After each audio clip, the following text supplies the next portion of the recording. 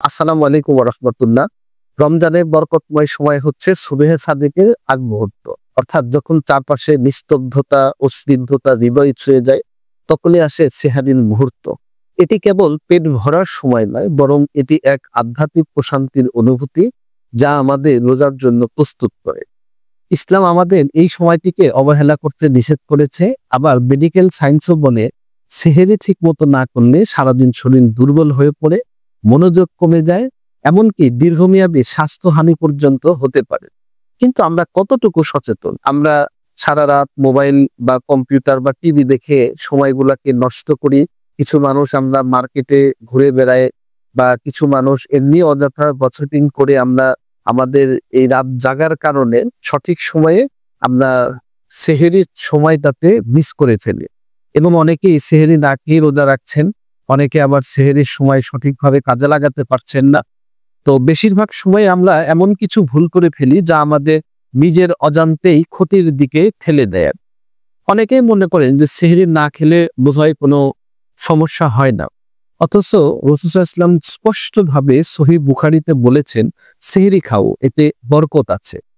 এতে দ্বারা শুধুমাত্র ধর্মীয় দৃষ্টিকোণটা থেকেই পরিষ্কার নয়, চিকিৎসা বিজ্ঞানের দৃষ্টিতেও এই সেহরিটা খুবই গুরুত্বপূর্ণ। দীর্ঘ সময় যদি আপনি না খেয়ে থাকেন, তাহলে শরীরের গ্লুকোজের মাত্রা কমে যাবে। ফলে সকাল থেকেই মাথা ব্যথা, ক্লান্তি, এমনকি মেজাজ খিটখিটে হয়ে যেতে পারে। রোজা শুধু ইবাদতের ব্যাপার নয়, এটি আমাদের শারীরিক সুস্থতার একটা প্রশিক্ষণের মতো।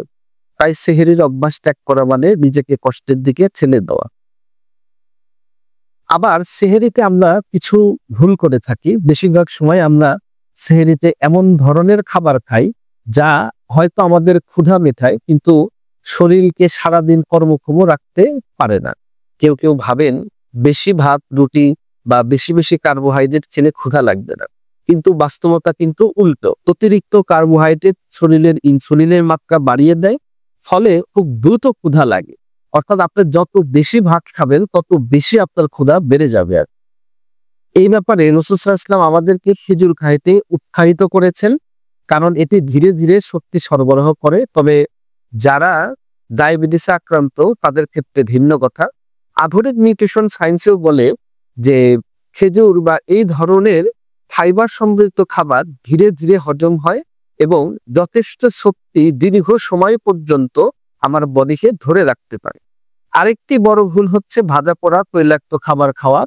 অনেকেই সেহরিতে পেটে প্রচুর পরিমাণে তেলে ভাজা চপ বা মশলাদার খাবার, ডুবো তেলে ফ্রাই, এই ধরনের খাবার খেয়ে থাকে। এসব খাবার যে শুধুমাত্র আপনার গ্যাস্ট্রিক বাড়াচ্ছে, ব্যাপারটা তাই না। সারাদিন আপনার পানি পিপাসা বাড়িয়ে দিবে এবং রোজা রাখাই কষ্ট হয়ে যাবে। অর্জুন দীর্ঘক্ষণ ধরে রাখতে আপনার কষ্ট হবে। রাসূল সাল্লাল্লাহু আলাইহি ওয়াসাল্লাম আমাদের সহজে পরিমিত খাবার খাওয়ার শিক্ষা দিয়েছেন। আর আমাদের মেডিকেল সায়েন্সও কিন্তু ঠিকই একই কথাই বলছে। প্রোটিন ও ফাইবার সমৃদ্ধ খাবার যেমন ডাল, দই, ডিম, শাকসবজি, মাছ, এগুলা ফলমূল শরীরের জন্য বেশি উপকারী, কারণ এগুলা হজম হতে সময় নেয়, দীর্ঘক্ষণ শক্তি দেয়। তবে সবচাইতে বড় যে ভুলটি আমরা করে থাকি, সেটা হচ্ছে পানি কম খাওয়া। অনেকে মনে করেন শেষ মুহূর্তে প্রচুর পানি খেলে সারাদিন আর পিপাসা লাগবে না, অথচ এটি বিপরীত হতে পারে। শরীর তখন বাড়তি পানি দ্রুত প্রস্রাবের মাধ্যমে বের করে দেয়, ফলে দুপুরের আগেই পানি শূন্যতার লক্ষণ দেখা দেয়।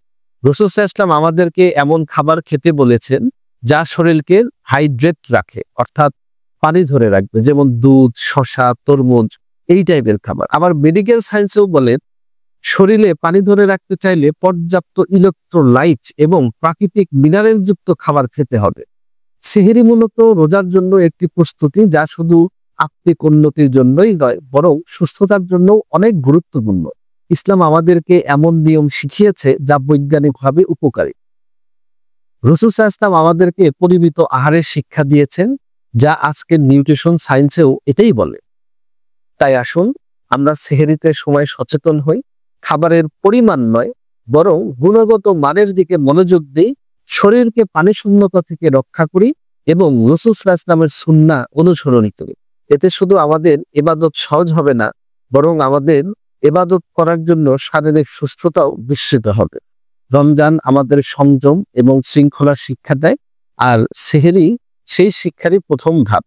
আল্লাহ আমাদের সঠিকভাবে সেহরি করার তৌফিক দিন এবং আমরা আমাদের শরীর এবং আত্মার পরিপূর্ণ ভারসাম্য বজায় রেখে এই পবিত্র মাহে রমজানের মাসকে যাতে যথাযথ হক আদায় করতে পারি এই কামনা করছি। সবার জন্য দোয়া করছি, আমি নিজেও দোয়া চাই। আসসালামু আলাইকুম ওয়া রাহমাতুল্লাহ।